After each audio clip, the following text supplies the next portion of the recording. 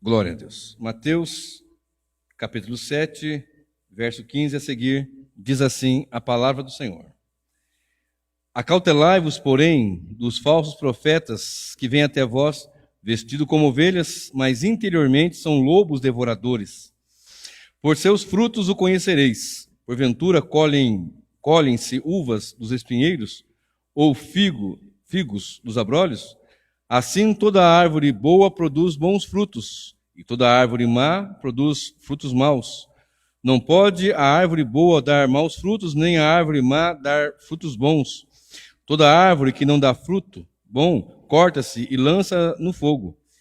Portanto, pelos seus frutos o conhecereis. Nem todo aquele que me diz, Senhor, Senhor, entrará no reino dos céus, mas aquele que faz a vontade de meu Pai que está nos céus. Muitos me dirão naquele dia, Senhor, Senhor, não profetizamos nós em teu nome? E em teu nome nós não expulsamos demônios? E em teu nome não fizemos muitas maravilhas? E então lhes direi abertamente, nunca vos conheci, apartai-vos de mim, vós que praticais a iniquidade.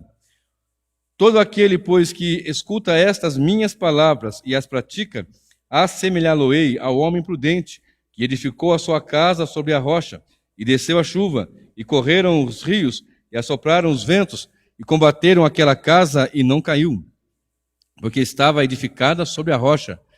E aquele que ouve estas minhas palavras, e não as cumpre, compará-lo-ei ao homem insensato, que edificou a sua casa sobre a areia, e desceu a chuva, e correram os rios, e assopraram os ventos, e combateram aquela casa, e caiu, e foi grande a sua queda.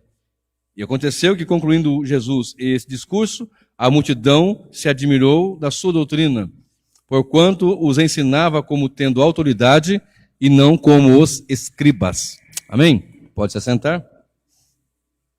Queridos irmãos, volte seus olhos, para o versículo 23, que diz assim: Então lhes direi abertamente, nunca vos conheci, apartai-vos de mim, vós que praticais a iniquidade. Nunca vos conheci, é o título deste sermão desta noite. Nunca vos conheci. Dura a palavra, não? Pesada essa palavra. Até para pregar ela é difícil. Porque as pessoas têm assim uma certa algeriza por aquilo que vai nos apertar, vai nos confrontar, vai nos instigar, vai nos intrigar. Mas é uma mensagem que tem que ser pregada, é o Evangelho. O Evangelho é o Evangelho de boas novas. Isso aqui são boas novas, são mensagens de boas novas. Faz parte do Evangelho. Pegar o Evangelho e desmembrá-lo, que nem aquelas caixinhas de surpresa que tinha antigamente. Não sei se tem, é de promessa que chama, Caixinha de promessa. Você puxava assim, cada puxadinha é uma promessa, uma surpresa de coisa boa. Nunca tinha lá um versículo tipo aquele assim, arrependei-vos, apartai-vos de mim, vós que praticais. Nunca tinha esse versículo igual a esse. Nunca vos conheci. Esses versículos não tinha. Então as pessoas pegam um fragmento do Evangelho, descontextualizados, e fazem em cima destes as suas teologias, ou teorias. Mas o Evangelho, ele vem com tudo. Ele vem com uma espada de dois gumes, que corta profundamente. É um martelo, é água, é fogo, é sustento, é alimento, é escudo, é broquel, é proteção, é guarida, é pão do céu. O Evangelho é isso. Mas o Evangelho também nos aperta. Nos faz sentir as nossas misérias, isso tudo para a honra e glória do Senhor, para a glória de Deus. Queridos irmãos, se você pegar o versículo 15, nós lemos todo o capítulo, aliás, do versículo 15 ao verso 29, versículo 29, e nós entendemos o seguinte, o escopo mais ou menos é esse. Ele estava ensinando para que tivesse cautela com os falsos profetas. Jesus instruindo para ter cautela com falsos profetas. Porque haveriam falsos profetas, como já tinha havido.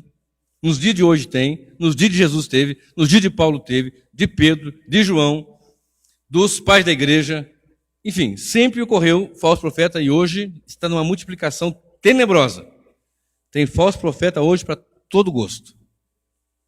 E antigamente, quando você falava um falso profeta, era aqueles mais doidos que podia imaginar.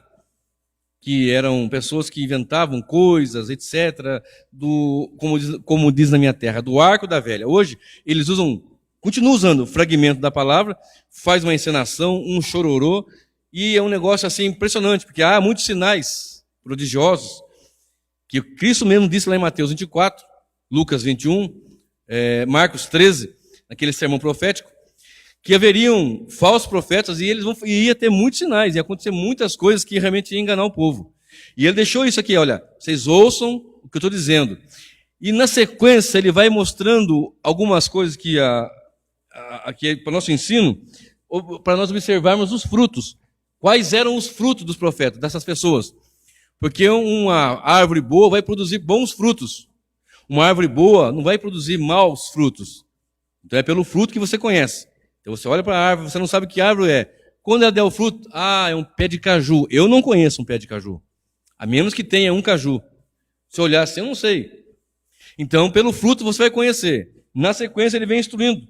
E vem dizendo o seguinte: pelos frutos vocês vão conhecer. Aí pesa aqui no versículo 21 que ele diz: nem todo o que me diz Senhor, Senhor, entrará no reino dos céus, mas aquele que faz a vontade de meu Pai que está nos céus. E muitos vão dizer naquele dia: Senhor, nós profetizamos, em teu nome nós expulsamos demônio, muitas maravilhas fizemos no teu nome. Vão apresentar diante do Senhor. E ele vai dizer simplesmente assim: olha, nunca vos conheci. Eu não sei quem são vocês. Eu não conheço vocês. Eu não tenho relacionamento íntimo com vocês. Esse conhecer aqui é um relacionamento íntimo. Vocês não têm intimidade comigo. Eu não conheço vocês. Vocês não são do meu rebanho, das minhas ovelhas. E ele fala: todo aquele que escuta e pratica estas minhas palavras. Então, aqui está o que nós falamos agora há pouco, né? Ortodoxia e ortopraxia. Você ouve e você põe em prática. Triste é ouvir sem dar ouvido. Triste é ouvir sem dar ouvido à verdade. Então, as pessoas ouvem e não são despertas. Não dão ouvido. Aí os falsos profetas fazem o que quiser.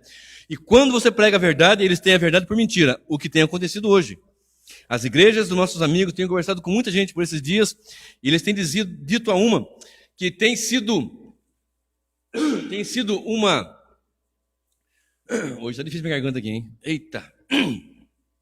Hoje tem sido em todos os cantos, dificuldade para se pregar o evangelho. Qualquer coisa outra faz, vai bem, mas o evangelho está sendo difícil. É gato pingado, como fala, né? 4, 5 gato pingado aqui, 4, 5 lá. Por quê? Porque a multidão quer seguir muitas vezes aquele oba-oba, aquela muvuca, aquele pula-pula, aquela coisa toda. Mas o evangelho pregado, explanado. Mas Cristo disse: olha, se você der ouvir essas palavras, eu vou te assemelhar a um homem que edificou a sua casa sobre a rocha. Que veio o vento, veio a chuva, a enxurrada, combateu com aquela casa e ela se manteve em pé. Aquele que não dá ouvido a essa palavra, ou seja, não atenta a isso, segue o falso profeta, não observa o fruto, ele vai seguir num dia de chuva, de vendaval, de tempestade, a sua casa que edificou numa areia, que até era bonito, era um castelo numa areia, era suntuoso, tinha coisas bonitas, mas não aguentou. Porque quem nos sustenta é a palavra de Deus, é a verdade que liberta. A igreja, ela é coluna e baluarte, coluna e firmeza da verdade. Se a igreja se edificar numa rocha, ótimo. Se for na areia, aí complica.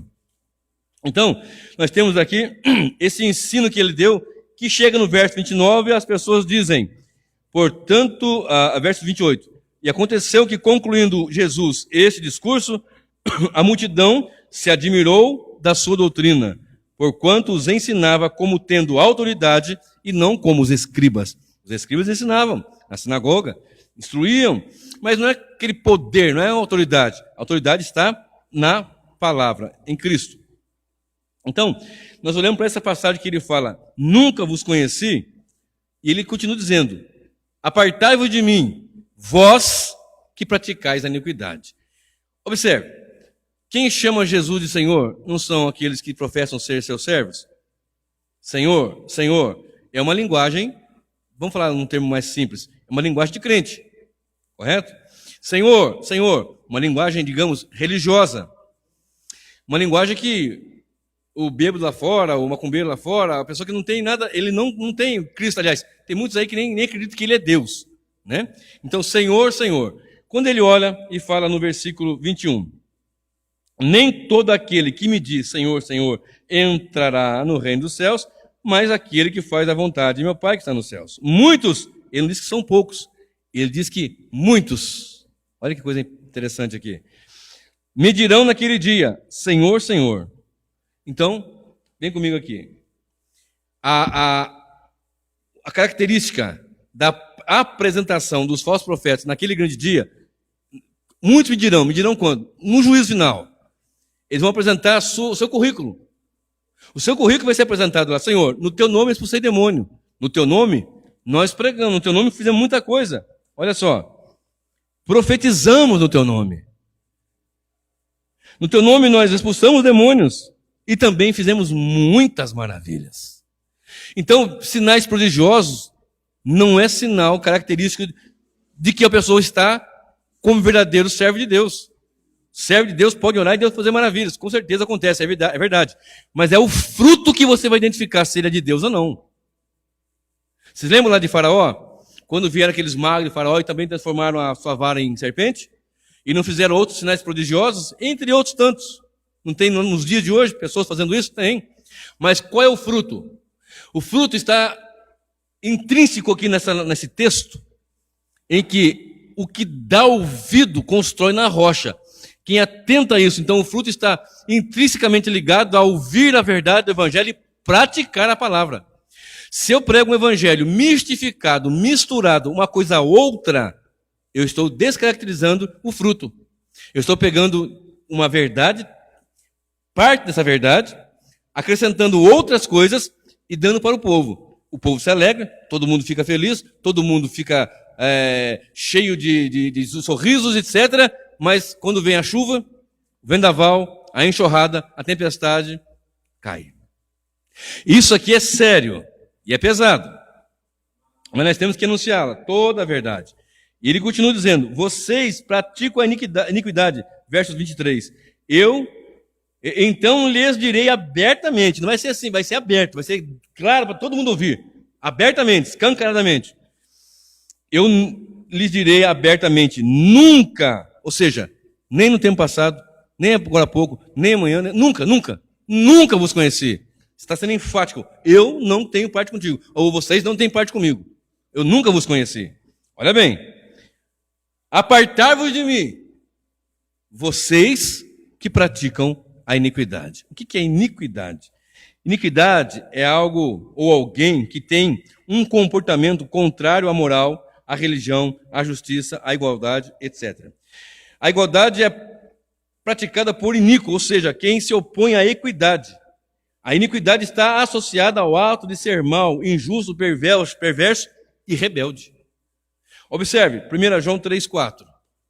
1 João, capítulo 3, e o verso 4. Olha só o que diz, para nós fazermos aqui essa leitura, para entendermos aqui um pouco mais do peso de ser uma pessoa iníqua, iniquidade. 1 João 3, verso 4, diz assim a palavra do Senhor. Qualquer que pratica o pecado também transgride a lei, porque o pecado é a transgressão da lei. Nós estamos aqui em 1 João, na lei de Deus, da palavra. Então, transgredir, quebrar, transgressor, iníquo, e aquele que está dizendo que é do Senhor, que apresenta o seu currículo, olha, eu estou expulsando demônio, estou profetizando e estou realizando milagres no teu nome. Eu não te conheço. Apartai-vos de mim, porque vocês não guardaram os preceitos da palavra, da lei. Por isso que, às vezes, eu já falei isso aqui até na última mensagem, vou repetir, sou muito chato mesmo com a verdade do evangelho, sou muito chato, não é chato, é criterioso, né? Nós temos que ser criteriosos, porque eu estou pregando aqui, e eu vou ser cobrado de toda a palavra que eu disser, e daquelas que eu não disser também. E aí de mim se eu dizer alguma coisa aqui que não está na palavra, inventar. Errar a gente erra, e Deus é misericordioso, sabe que a gente erra. E vai aprendendo, etc. Agora, eu saber, ouvir, e eu pegar um texto e deturpá-lo, e mudá-lo, e levá-lo para outros, para tirar benefícios, aí, naquele grande dia, muitos vão dizer, Senhor, Senhor, eu não vos conheço. Apartai-vos de mim, vós que praticais a iniquidade. Olha só uma coisa interessante, lá em Lucas 9:50, Jesus diz assim, quem não é por nós, é contra nós. Chegaram para Jesus e disseram assim, Jesus, tem uma turma aí expulsando demônio, curando ali, mas no teu nome, mas eles não andam com a gente. Eles não estão aqui na equipe, aqui, nesse... Aí Jesus fala, deixa eles, quem não é por nós, é contra nós. Tem outras passagens também, então, aquele que comigo não ajunta, espalha. Aí as pessoas vão logo e conectam essas passagens lá com Filipenses. Vai comigo lá para Filipenses, capítulo 1. Filipenses 1, verso 15. Filipenses, capítulo 1, verso 8. Olha só. Capítulo 1, verso 8. Olha só, verso 15. Aliás, vou pegar desde o 12, para ficar melhor ainda. Desde o 12, vai comigo. Filipenses 1, 12. Olha só o que diz. E quero, irmãos, que saibais que as coisas que me aconteceram contribuíram para maior proveito do Evangelho.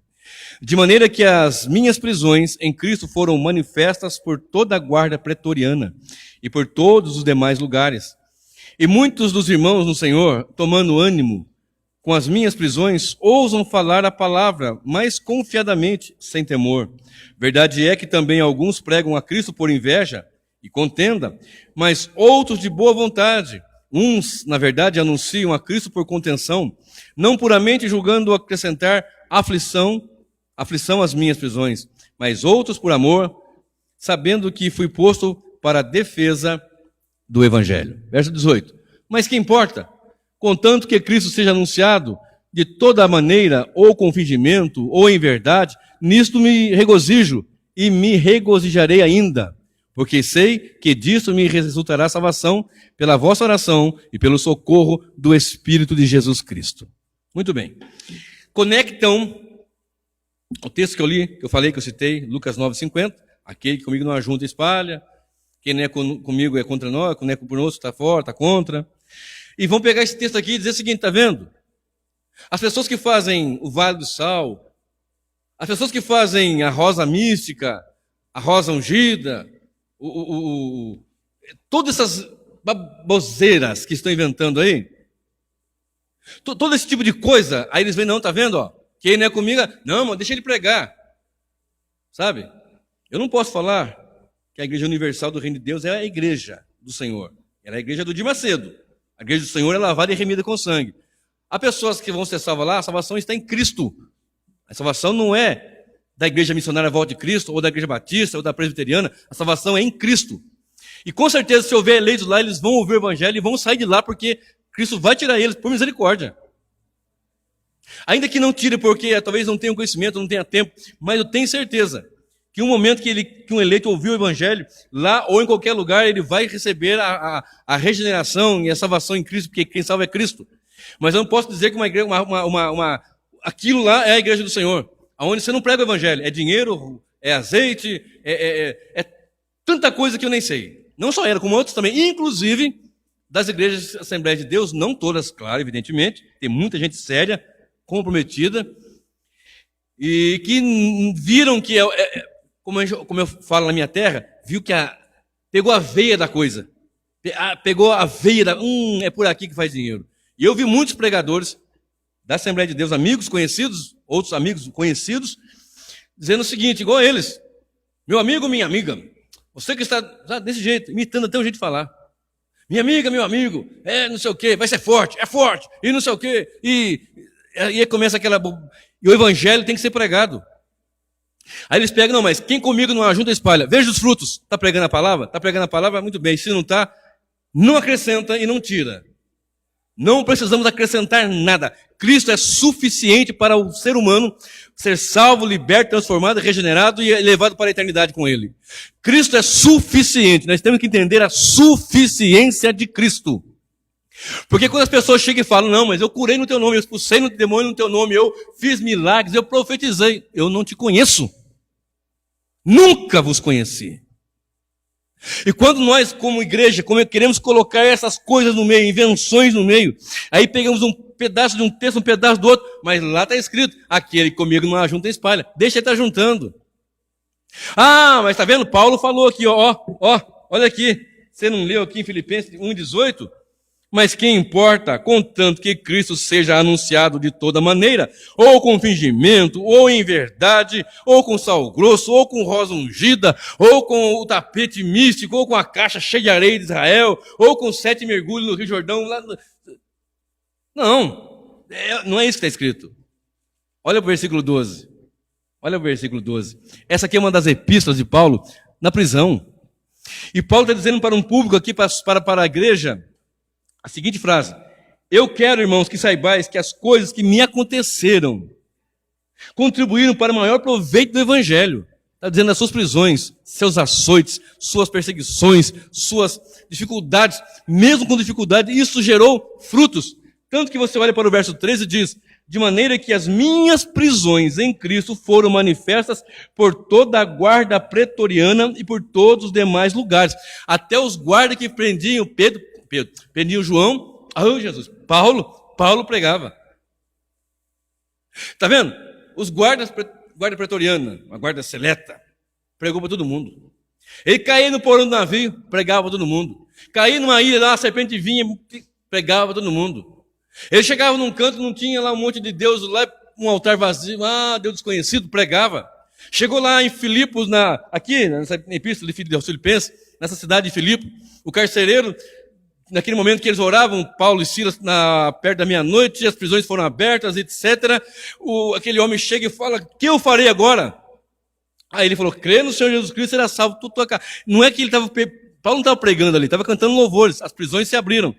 Ele era um romano que guardava ali as prisões, ou seja, um guarda, se perdesse um preso, a sua vida, a sua casa, todos iam morrer. Mas Paulo diz, não, crê no Senhor Jesus, será salvo tu e a tua casa. Se a tua casa também crê, porque tem que crer, não é porque um pai crê que o filho crê, é que o filho vai ser salvo. Tem que crer. Ok? Então vamos lá comigo. Paulo está preso, sofrendo. Verso 14, muitos dos irmãos no Senhor, tomando ânimo com as minhas prisões, ousam falar a palavra, mas confiadamente e sem medo, sem temor. Ou seja, eu estou aqui livre, não estou preso, não levei chicotada, não levei chibatada, não fui escorraçado, chegar a cair apedrejado, morto. Eu estou tranquilo, e Paulo está apanhando, sofrendo, escorraçado, sendo jogado de um canto para outro e está pregando com essa ousadia. Mesmo preso ele prega. Isso aqui deu ânimo para os irmãos.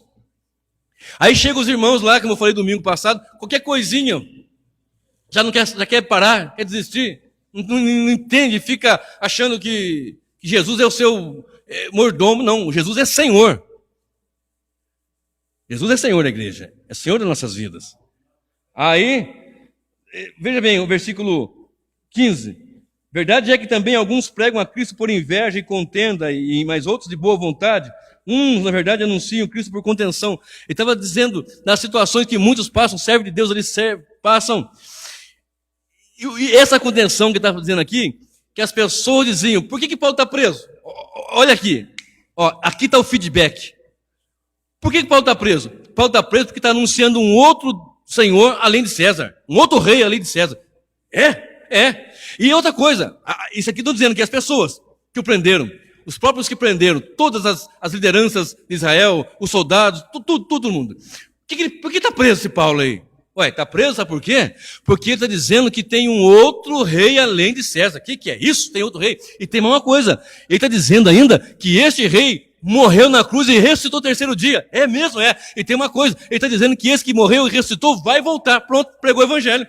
Tem um rei, que é Senhor, que morreu na cruz pelos pecadores. Ele está dizendo que morreu pelos pecadores. É mesmo, é. Pronto, por causa da sua prisão, por causa da sua vida. Uns pregavam ali por contenção, outros pregavam por inveja. Cristo estava sendo anunciado por causa da vida dele. Nós lembramos do quê? Cristo, quando disse, Esse é para mim um vaso escolhido. Ele vai saber o quanto vai sofrer por amor de mim e vai anunciar meu evangelho aos gentios. Está entendendo? Aí ele vem. Mas que importa, contando que Cristo seja anunciado? Não tá... O método aqui, veja bem, as pessoas às vezes eles distorcem. Qualquer método serve. Qualquer forma serve. Não, não é assim. O método e o motivo importam sim. Eu vi uma aplicação que o pastor fez, o pastor famoso aí, eu achei muito interessante. Qual é o método para pregar o evangelho? Escritura, exposição da Sagrada Escritura. Palavra, Bíblia, oração. Oração você se reveste. Estudo da palavra, aí vem e ministra. Mensagem da palavra que transforma o pecador. Mas qualquer método serve? Não. Essas pessoas usam, por exemplo, o Filipenses 1,18 para dizer, não, qualquer método serve, qualquer forma serve. E não é isso que nós temos visto aqui. Por isso tem que entender o contexto para saber o que é que está sendo dito. Eu ouvi, irmão Célio, o pastor dizendo o seguinte, por exemplo, nós não vamos servir o evangelho de qualquer forma. Você vê dancinha profética? Ah, atrai. Ah, vamos fazer a noite do... Eu vi ontem, todo mundo dançando agarradinho. O pastor no púlpito com a mulher, não sei se é a esposa dele, dançando agarrado, e lá embaixo uma canção evangélica, e todo mundo abraçadinho lá, e a luzinha piscando, e papapá, tal. É um método? Não. O que é um culto a Deus? Um culto a Deus é oração, louvor, adoração, contribuição, e quebrantamento, confissão, etc. E pregação do evangelho. Pregação, isso é simples. Pregação do evangelho. E o senhor vai na minha casa jantar comigo, tomar um café comigo lá. Uma noite fria, como teve semana passada. Eu vou pegar um pinico novinho. Olha bem, vou lá na feira, lá na loja, na TED, e compro 2 pinicos. Aí você vai lá em casa jantar comigo, eu sirvo, não é novinho, está no plástico tudo. Né? Aí eu sirvo o senhor a sopa no pinico. Você vai olhar assim, não, mas está novinho, nunca ninguém usou. Você vai encarar isso? Não, você vai falar para mim, faça-me um favor. Então, o método, a maneira, sim, implica. Ela influencia, assim, claro, evidente. Não, não é assim, não. Sopa é aqui. Tem a cumbuquinha, tem aqueles pratos fundos, ou sei lá o quê. Mas não é isso. Cada coisa no seu lugar. Então, as pessoas querem viver uma vida de, muitas vezes, igual vivia lá fora, fazendo as coisas que faziam lá fora, e não entenderam que viver em Cristo é nascer de novo. E isso aqui é um negócio muito sério que muitos vão ouvir naquele dia. Ele disse, muitos vão ouvir, não vos conheço. Senhor, Senhor, é um termo religioso. Mas adianta dizer Senhor, Senhor, sem obedecer? Malaquias 1, verso 6, diz assim a palavra do Senhor. Se eu sou Deus, onde está minha honra? Quer ver? Eu vou ler lá, Malaquias 1, 6. Se eu sou Pai, onde está minha honra? Aqui, ó, Malaquias. Capítulo 1 e o versículo 6. Olha bem. O filho honra o pai e o servo o seu senhor. E se eu sou pai, onde está a minha honra? E se eu sou senhor, onde está o meu temor? Diz o Senhor dos exércitos a vós, sacerdotes, que desprezais o meu nome. E vós dizeis, em que nós temos desprezado o teu nome? Então, olha só. Adianta dizer Senhor e não honrar? Nós temos que honrar pela palavra. Por isso que eu vou ser sempre incisivo na palavra. Pregação é Bíblia, é palavra, é contexto, é hermenêutica, é exegese aplicada, é estudada, é debruçada. Uma palavra ela tem que ser trabalhada, uma mensagem tem que ser esmiuçada para transmitir algo que vai nos dar vida, que é a palavra de Deus. Ou vai dar morte para aquele que desobedece. Nunca vos conheci. O que quer dizer isso? Nunca vos conheci sem comunhão. Não tem comunhão. Abre comigo 2 Coríntios 6. 2 aos Coríntios 6. Olha só, que coisa pesada que nós vamos ler aqui agora, mas necessária. 2 aos Coríntios, capítulo 6, e o verso 6. Isso, 6, 6. Perdão, 2 Coríntios 6, 14. É que o meu Coríntios aqui parece número 6 também. Ô, meu pai, minha letra é 1. 2 Coríntios 6, 14. Olha bem. Não vos prendais a um jugo desigual com os infiéis, porque que sociedade tem a injustiça com a... sociedade tem a justiça com a injustiça? E que comunhão tem a luz com as trevas? E que concórdia há entre Cristo e Belial? Ou que parte tem o fiel com o infiel? E que consenso tem o templo de Deus com os ídolos? Porque vós sois o templo do Deus vivente. Como Deus diz, neles habitarei, e entre eles andarei, e eu serei o seu Deus, e eles serão o meu povo. Por isso, saí do meio deles e apartai-vos, diz o Senhor, e não toqueis nada imundo, e eu vos receberei. E eu serei para vós pai, e vós sereis para mim filhos e filhas, diz o Senhor Todo-Poderoso. Olha isso aqui, Deus está nos conclamando para não misturar, para sair, vocês são o templo santo do Senhor. E as pessoas começam a dizer, não, mas no teu nome nós expulsamos demônios, nós fizemos maravilhas, profetizamos, mas os frutos mostram outra coisa.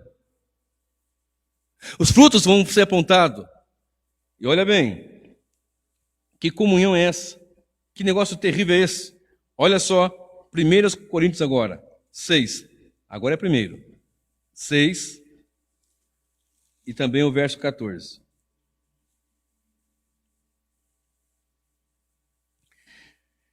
Ora, Deus, que também ressuscitou o Senhor, nos ressuscitará a nós, pelo seu poder. Esse a nós aqui é a igreja. Não sabeis vós que os vossos corpos são membros de Cristo? Tomarei, pois, os membros de Cristo e os farei membros de uma meretriz? Não, por certo. Ou não sabeis que o que se ajunta com a meretriz faça um corpo com ela? Porque diz, serão dois uma só carne. Mas o que se ajunta com o Senhor é o mesmo Espírito. O que se ajunta com o Senhor. Essa aqui é uma união. Olha aqui, ó. Lembra que eu disse agora há pouco? Nunca vos conheci. Relacionamento íntimo, intimidade, comunhão íntima. É isso daqui. Nós estamos juntados com o Senhor. Nós temos comunhão íntima com o Senhor. E se nós estamos imiscuídos, estamos ali com o Senhor e com o mundo, com o Senhor e com as meretrizes, com o Senhor e com a prostituição, com o Senhor e com os ídolos, com o Senhor e fora. Há um sério erro, grave perigo aqui, nesse erro sério e grave, de naquele dia ele dizer, não vos conheço, nunca vos conheci. Olha agora. Ou não sabeis que o que se ajunta com a meretriz faz um corpo com ela, porque diz, serão dois uma só carne, mas o que se ajunta com o Senhor é um espírito, um mesmo espírito. Fugir da fornicação, todo pecado que o homem comete é fora do corpo, mas o que fornica peca contra o seu próprio corpo. Ou não sabeis que o vosso corpo é o templo do Espírito Santo, que habita em vós, proveniente de Deus, e que não sois de vós mesmos, porque fostes comprados por bom preço. Glorificai, pois, a Deus no vosso corpo e no vosso espírito, os quais pertencem a Deus. Aqui está falando aqui de santidade, separação para Deus, vida com Deus, de comunhão. O que eu quero salientar aqui, nesse texto, tem muito mais coisas aqui, mas o que eu quero salientar desse texto que eu li e do outro anterior, é essa íntima comunhão com Deus, que ele olha e fala, esse eu conheço. Ah, com esse aqui eu tenho relacionamento. Esse está comigo.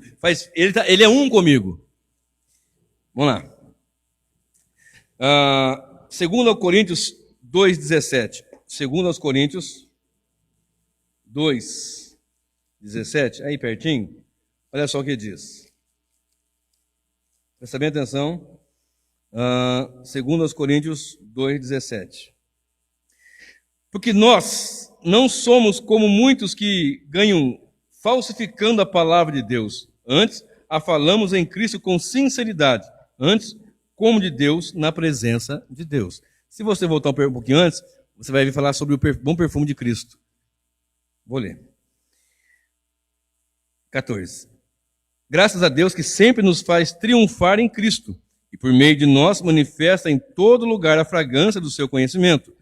Porque para Deus somos o bom perfume de Cristo, nos que se salvam e nos que se perdem. Para estes, certamente cheiro de morte, mas para aqueles, cheiro de vida para a vida. E para essas coisas, quem é idôneo? Porque nós não somos como muitos, lembra dos muitos? Que ganham falsificando, fazendo comércio da palavra de Deus. Antes, a falamos em Cristo com sinceridade. Antes, como de Deus, na presença de Deus. Ou seja, não são pessoas que são comerciantes da palavra, mas pregam com sinceridade, ainda que seja duro e ainda que o povo não fique. Paciência, a palavra tem que ser pregada. Agora observe. Cristo nos diz na sua palavra, lá em Lucas 9, verso 26, qualquer que de mim se envergonhar, eu me envergonharei dele diante do Pai naquele grande dia. E isso aí vai acontecer muito daquele que vai dizer assim, Senhor, Senhor, não te conheço não. Isso aí eu tenho vergonha dele, não conheço, não tenho relacionamento íntimo. Você ouve a palavra e não guarda a palavra, ouve a palavra e não pratica a palavra, ouve, mas entra por um ouvido e sai por outro. Isso às vezes na igreja, há muitos anos, 10, 15, 20, 50, uma vida inteira, e sendo rebelde. Onde vai é um rebelde, onde vai é uma confusão. Você conhece pessoas assim? Ele sai de uma congregação, vai para outra, cria caso, vai para outra, cria caso, e vai falar mal da primeira para a segunda para a terceira, da terceira para a quarta. Aí fala, aí vira, não estou falando que todo caso é assim, aí vira um desigrejado. Não estou dizendo que todos são assim, mas tem um caso que é assim. Então começa todo esse processo. Mas ele não quer reconhecer que ele precisa, de fato, ser transformado, nascer de novo. Será que nós temos comunhão íntima com o Senhor? Será que naquele grande dia ele vai olhar e vai dizer, eu te conheço? Será que nós, fazendo uma introspecção, agora, aqui mesmo, e depois em casa, podemos dizer, Senhor, naquele dia eu posso dizer, Senhor, Senhor, e olhar para ti e o Senhor dizer para mim, vinde, bendito meu Pai. Ou o Senhor vai se envergonhar? Porque tem um detalhe aqui nesse texto, que nós temos que ficar atentos. E esse detalhe está aqui. Olha só. Nunca vos conheci, verso 23. Mas olha bem, verso 21. Nem todo aquele o que me diz, Senhor, Senhor, entrará no reino dos céus, mas aquele que faz a vontade de meu Pai que está nos céus. Aqui tem uma chave. Quem é que vai entrar no reino dos céus? É aquele que faz a vontade. Esse é o que vai entrar no reino dos céus. Esse é o que vai entrar. Olha só comigo, João, capítulo 6, verso 37. Evangelho de João, capítulo 6, verso 37 ao 40. Todo que o Pai me dá, virá a mim. E o que vem a mim, de maneira nenhuma lançarei fora. Porque eu desci do céu não para fazer a minha vontade, mas a vontade daquele que me enviou. E a vontade daquele que me enviou é esta, que nenhum de todos aqueles que me deu eu perca, mas que eu ressuscite no último dia. Porquanto a vontade daquele que me enviou é esta, que todo aquele que vê o Filho e crê nele tenha vida eterna, e eu ressuscitarei no último dia. Aqui começamos a entender a vontade do Pai. O Pai enviou o Filho para que os que ele deu para o Filho ouçam a palavra, obedeçam a palavra, construa sua casa na rocha e, quando Cristo vier, porventura estando mortos, ele ressuscite. E, estando vivo, seja transformado em um corpo de glória. Olha bem o que diz aí João 8, verso 29. João Evangelho ainda, 8, 29. Diz assim a Sagrada Escritura. Vou ler só o versículo 29. E aquele que me enviou está comigo. O Pai não tem me deixado só, porque eu sempre faço o que lhe agrada. Então, às vezes, nós olhamos assim, rapidamente, passando de olho, e não entendemos isso. Nós temos que aprender a ler a palavra como os reformadores do passado fizeram, como Paulo fez, como os servos do Senhor fizeram. Buscando Cristo em todas as passagens, em todo o texto. Cristo é o centro do Evangelho, é o centro. Eu faço sempre que agrada ao Pai. E o que agrada ao Pai é obedecer-lhe, mais do que sacrificar. Porque tem pessoas que sacrificam até. Fazem grandes sacrifícios. Como essas igrejas místicas, por exemplo. Fazem grandes sacrifícios de dinheiro. Muito embora muitos falem que querem ter o triplo, o dobro, 1000 vezes mais também, né? Mas há casos que também é na simplicidade. Sejamos razoáveis. Mas Cristo sempre fez o que agrada ao Pai. E aqui está um detalhe. Quem é que vai entrar no reino do céu? Aquele que faz a vontade do Pai. Cristo deu exemplo da vontade do Pai.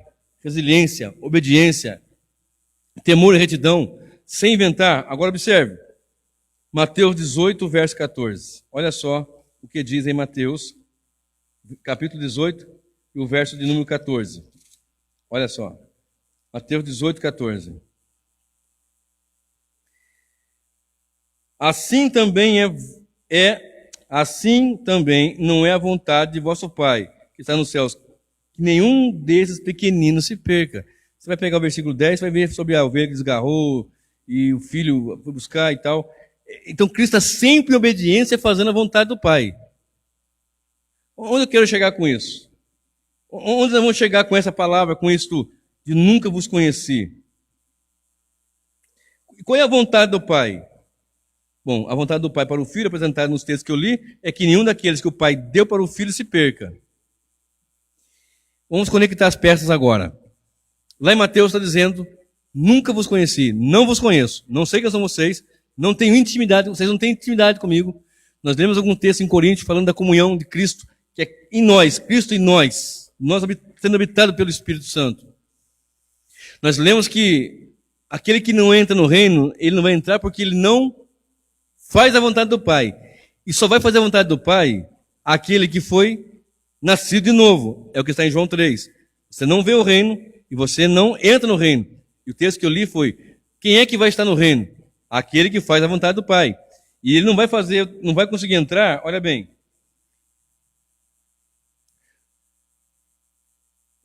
O verso de número 21.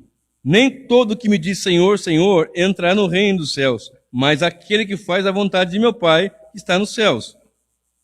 Só vai entrar no reino aquele que faz a vontade do Pai.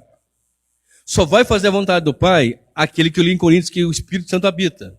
Só vai ser habitado pelo Espírito aqueles que o próprio Espírito regenerou. Só vai ser habitado pelo Espírito aqueles que o Espírito regenerou e que ele mesmo deu vida. Cristo lá em Efésios 2:1. Porque estávamos mortos em ofensa e pecado. Logo, eu tenho uma boa notícia nesse versículo, nessa passagem dura. Eu tenho uma boa notícia. Eu não disse agora há pouco que o Evangelho são boas novas? Na introdução, eu não disse isso? É duro falar isso, mas é uma palavra de boas novas.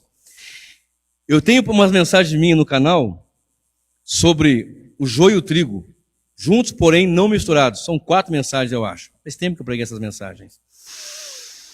Eu tenho uma igreja, que é a Igreja de Cristo, que não se mistura com a meretriz, como agora há pouco nós lemos aqui. Eu tenho no texto bíblico uma igreja que é lavada e remida e comprada por bom preço. Nós lemos aqui. Eu tenho no texto bíblico uma igreja que apanha, que sofre, que é perseguida, que muitas vezes é esculachada de todo jeito, mas ela mantém-se firme e fiel. Eu tenho na Igreja de Cristo pastores, pregadores fiéis, porque requer do ministro que ele se ache fiel. E fiel o quê? A Deus, a palavra. Não tem uma canção que fala assim, fiel Senhor, fiel a mim. Eu não lembro agora a melodia, mas tem uma canção assim, né? Tu és fiel, Senhor, fiel a mim. Não, eu que tenho que ser fiel a Ele. Ele é fiel à sua verdade, Ele é Senhor.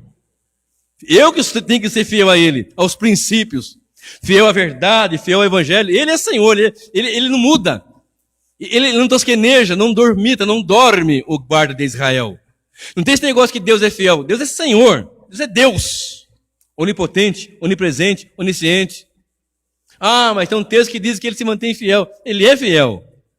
Ele nunca vai mudar. Ele não tem mudança, não tem sombra de variação.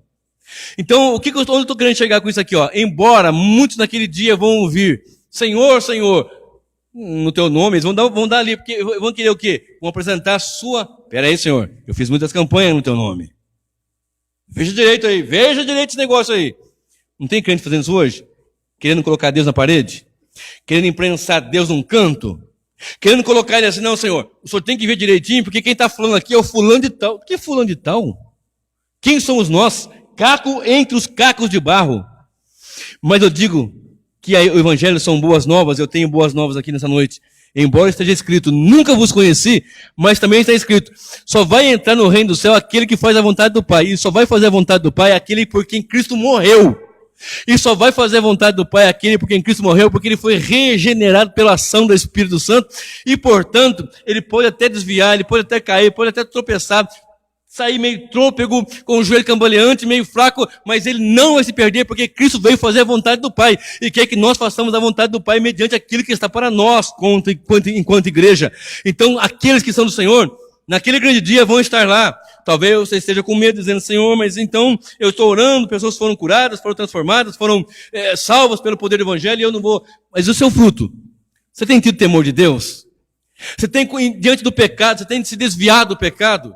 E diante de tantas heresias que estão se levantando no dia de hoje.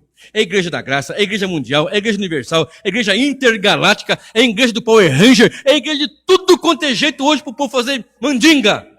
Nós estamos entrando nessa barca ou estamos buscando a pureza do Evangelho? Embora aprendendo cada dia mais e crescendo cada dia mais, embora buscando cada dia mais a pureza com o Senhor, nós estamos buscando viver uma vida com Deus. E qual é a vontade de Deus? Olha, eu vou repetir. Nem todo que me diz Senhor, Senhor, entrará no reino dos céus, mas aquele que faz a vontade de meu Pai que está nos céus. Na sequência, a vontade do Pai apresentando aqui, é aquele que ouve a palavra edificando a sua casa na rocha. Observe comigo, 1 Tessalonicenses, capítulo de número 4. 1 Tessalonicenses, capítulo 4, verso 1, até o verso 8. Observe isso. 1 Tessalonicenses, capítulo 4, e o versículo 1. 4, de 1 a 8. Olha só. Glórias a Deus. Eu estou em Colossenses, aí fica difícil. Aqui um pouquinho, peraí. Opa, cheguei. Finalmente, irmãos, vos rogamos e exortamos no Senhor Jesus, que assim como recebeste de nós, de que maneira convém agradar a Deus, assim andai para que possais progredir cada vez mais. Porque vós bem sabeis que mandamentos vos temos dado pelo Senhor Jesus. Porque esta é a vontade de Deus, a vossa santificação, que vos abstenhais da fornicação. O que é ser santo e separado? Está no Evangelho? Mas eu sempre falo, né? Está no Evangelho, até Satanás está no Evangelho. O contexto. Como é que está ali? É isso mesmo? É uma doutrina? Eu posso fazer? Pastor, eu posso ficar pulando e rodopiando num culto? Tem isso para o culto? Não tem. Mas não está escrito que não tem também. Mas a boa hermenêutica manda que mas então, quer dizer que eu posso andar de bicicleta no culto, ficar rodando, vou fazer o culto de bicicleta. Não está escrito que não pode andar de bicicleta, ficar rodando de bicicleta aqui na hora do culto, dançando com bicicleta. Então eu posso. Se não está dito que não pode, está dizendo que pode. Não. Nisso eu gosto muito dos reformadores que chegaram a essa seguinte conclusão. Hermenêutica. Se está escrito, aplicado, apontado, contextualizado doutrinariamente, então faz. Se não está, não faz. Pronto. Fim de papo. Não inventa moda não, gente. O que tem de gente inventando moda e arrastando multidões. Mas a igreja do Senhor, ela vai ouvir a voz, ela vai ver o reino, vai entrar no reino, porque vai fazer a vontade do Pai pela ação do Espírito Santo. Vamos lá comigo de novo? Eu parei no versículo 3. Verso 4. Vou ler o 3 de novo. Porque esta é a vontade de Deus, a vossa santificação, que vos abstenhais da fornicação. Que cada um de vós saiba possuir o seu corpo, seu vaso, em santificação e honra, não na paixão da concupiscência dos gentios, que não conhecem a Deus. Que não conhecem a Deus. Está entendendo? Lembra que ele falou? Não vos conheço. Não sei quem são vocês, mas para os meus, eu digo para eles, seja santo. Olha aí. Ninguém oprima ou engane seu irmão em negócio algum, porque o Senhor é vingador de todas essas coisas, como também antes dissemos e testificamos. Porque não nos chamou Deus para a imundícia, mas para a santificação. Portanto, quem despreza isso, não despreza o homem, mas sim a Deus, que nos deu também o seu Espírito Santo. Vou parar aqui.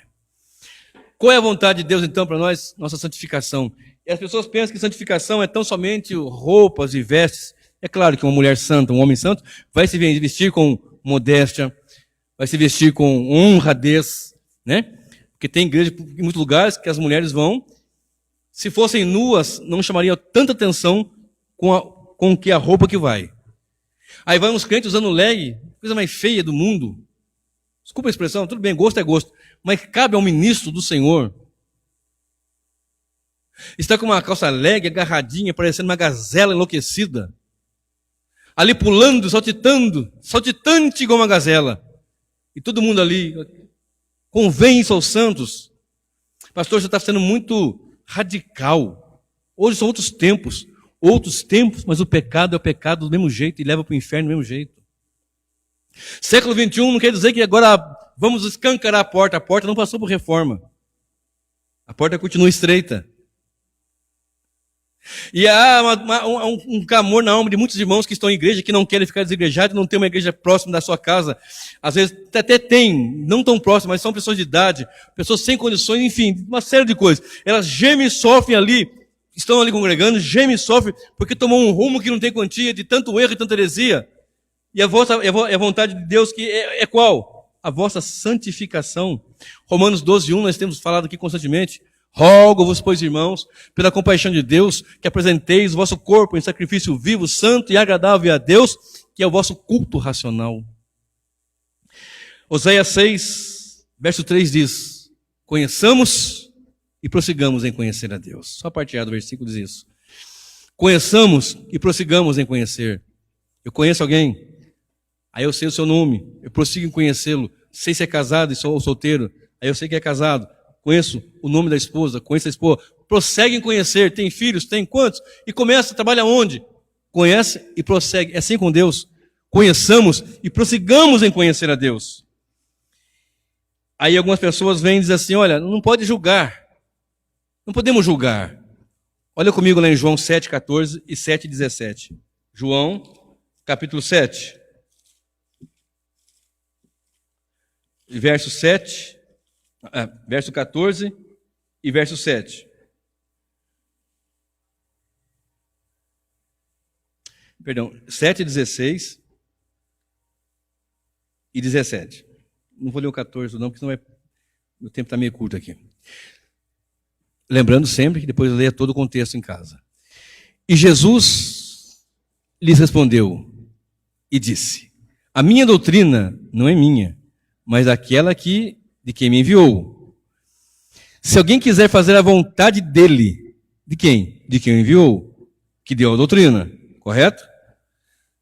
Se alguém quiser fazer a vontade dele pela mesma doutrina, conhecerá se ela é de Deus ou se eu falo de mim mesmo. Vou parar aqui, depois ler em casa o contexto. Veja bem, a minha doutrina não é minha, é daquele que me enviou. Se alguém quiser conhecer aquele que deu a doutrina, é pela mesma doutrina, não é outra.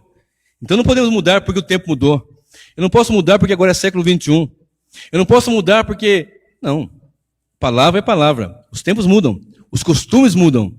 Mas os conceitos, os princípios, eles são inegociáveis.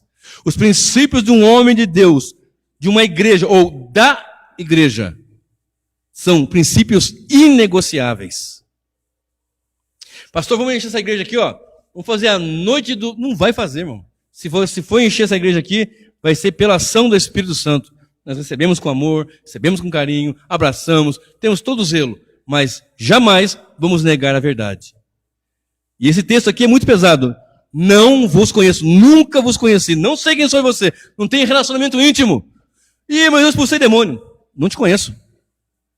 Olha agora os versos 24. Mas não pode julgar, pastor. Verso 24, de João 7. Não julgueis segundo a aparência, mas julgai segundo a reta justiça. Então, segundo a palavra, a reta justiça, nós vamos fazer esse julgamento. Olha só, para nós encerrarmos aqui. Segundo aos Coríntios 4, verso 12. Segundo aos Coríntios 4, 12. É isso mesmo? Deixa eu ver. Segundo aos Coríntios, capítulo 4, verso 12. Eu vou ter que ler o 11 antes, para dar mais um pouquinho de contexto. E assim nós que vivemos, estamos sempre entregues à morte. Por amor de Jesus, para que a vida de Jesus se manifeste também na nossa carne mortal. De maneira que em nós opera a morte, mas em vós a vida. O que pode estar falando isso aqui? O evangelho é a vida que está operando. Nós estamos sofrendo, em nós opera a morte, mas em vós a vida.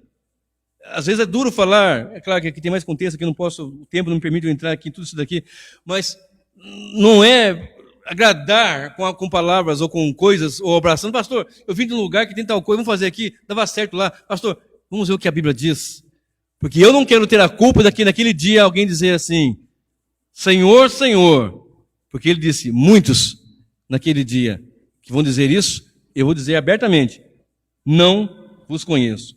1 Timóteo 6, do verso 3 ao verso 5. 1 Timóteo, capítulo 3, do verso 6. 1 Timóteo 6, do 3 ao 5. Você lembra que o contexto que nós começamos a ler lá em Mateus era os falsos profetas. Cautelai-vos, cuidado. O falso profeta não fala do inferno. O falso profeta, ele não vai falar de expiação, regeneração. Ele não vai apresentar os princípios do Evangelho, que o homem, criação, queda, como é que fala? Redenção. Não, ele não vai falar isso. Não, são textos, são assuntos que não vai entrar numa ministração. Olha bem. 1 Timóteo 6, 3 a 5. Se alguém ensina outra doutrina, olha bem, isso aqui é sério, gente. Se alguém ensina alguma outra doutrina e se não conforma com as sãs palavras do nosso Senhor Jesus Cristo e com a doutrina que é segundo a piedade, é soberbo e nada sabe, mas delira acerca de questões e contendas de palavras, das quais nascem invejas, contendas, blasfêmias, ruins suspeitas, perversas contendas de homens corruptos de entendimento e privados da verdade, cuidando que ganho seja piedade. Aparta-te dos tais. Mas grande é a piedade, grande é o ganho da piedade com contentamento. Fazem comércio, é o que o Paulo está dizendo para Timóteo aqui, ó. Fazem comércio. Usam de artimanhas, de artifícios. Aí, volta para o versículo lá de Mateus. Quem vai entrar no reino não é aquele que diz Senhor, Senhor e faz milagres, maravilhas e tal. Não estou com isso dizendo que aqueles que são usados por Deus ou que foram usados por Deus estão enquadrados. É o fruto que vai ser apresentado. É o fruto. E agora é o tempo para nós encerrarmos. 1 Coríntios 8, 3. Lembrando que é uma noite de estudo bíblico. Essa aqui é uma mensagem mais didática. Embora minha esposa fale que toda mensagem que eu prego, ela é estudo. E glória a Deus por isso. Isso me alegra muito. E dou glórias a Deus por isso. 1 Coríntios 8, 3. 1 Coríntios 8, 3. Lembra que eu li? Não vos conheço. Não tem intimidade, não temos relacionamento, não temos nada. Vou ler o 1 até o 3, tá? Ora, no tocante às coisas sacrificadas aos ídolos, sabemos que todos temos conhecimento. O conhecimento incha, mas o amor edifica. E se alguém cuida saber alguma coisa, ainda não sabe como convém saber. Mas se alguém ama a Deus, olha isso. Tá vendo? Mas se alguém ama a Deus, esse é conhecido de Deus, esse é conhecido dele. Então, eu amo a Deus, eu amo o dinheiro. Eu amo a Deus, eu amo o holofote. Eu fico triste, irmão Célio. Às vezes, nas minhas manhãs que eu levanto cedo para orar, para buscar Deus, estudar a palavra de Deus. O dia que eu levanto tarde, é o dia que eu levanto 7 horas da manhã. O dia que eu levanto às 7 horas é o dia que me atrasa muito. Então, eu tenho que estar sempre em pé, antes desse horário, bem antes. Para poder estudar, deleitar-me nas Sagradas Escrituras e apresentar o Evangelho para o povo. E nós olhamos esse texto, por exemplo, você ama a Deus ou você quer ser famoso? Porque tem gente que não aguentou mais ver uma igreja assim com 4, 5, 10, não. Nós temos que usar uma estratégia. Tem uma estratégia lá, não sei na onde. Lá, não sei para que canto. E essa estratégia está dando certo. Como que é a estratégia? É o trenzinho gospel. Como é que é isso? Ah, faz no sabadão lá. Coloca lá um DJ. Um DJ. Aí faz um sabadão do pula-pula, do roda-roda e tem o trenzinho gospel. Aí começa a colocar essas coisas e vai encher. E se eu, um pecador miserável, que foi alcançado pela graça, alcançado pela misericórdia, sinto esse peso, essa dor, imagina o Senhor. Mas tem aquele dia que ele vai dizer: apartai-vos de mim, vós que praticais a iniquidade. Vós que praticais, que viver na prática. Ah, eu errei, pequei. Não. Você pecou, é um acidente na sua vida. Agora, se você peca deliberadamente, isso não te dá um peso. Se você peca deliberadamente, com a mesma tranquilidade que toma um copo d'água, o inferno lhe aguarda. Infelizmente. Infelizmente, é duro falar isso. Olha bem, Mateus 10, vamos ficar de pé? 32 e o verso 33. Mateus 10, 32 e 33. Eu vou ler o 31 também, né? Porque... Não, vou ler o 28, só 28, 32 e 33. Olha só. E não temais os que matam o corpo e não podem matar a alma. Temei antes aquele que pode fazer perecer no inferno a alma e o corpo. As pessoas estão com medo de tudo, menos de Deus. Tem medo até de igreja vazia. E por medo de igreja vazia fazem loucuras e não tem temor de Deus. Espera aí, é isso que Deus pede na sua palavra? Não, não é, então não faz. Deus garante o crescimento. Um rega, um planta, outro rega, mas é Deus quem dá o crescimento. Agora pula aqui para o verso 31. Verso 32. Portanto, qualquer que me confessar diante dos homens, eu confessarei diante de meu Pai que está nos céus. Mas qualquer que me negar diante dos homens, eu negarei também diante de meu Pai que está nos céus. Nem todo que me diz Senhor, Senhor, entrará no reino dos céus, mas todo aquele que faz a vontade de meu Pai que está nos céus.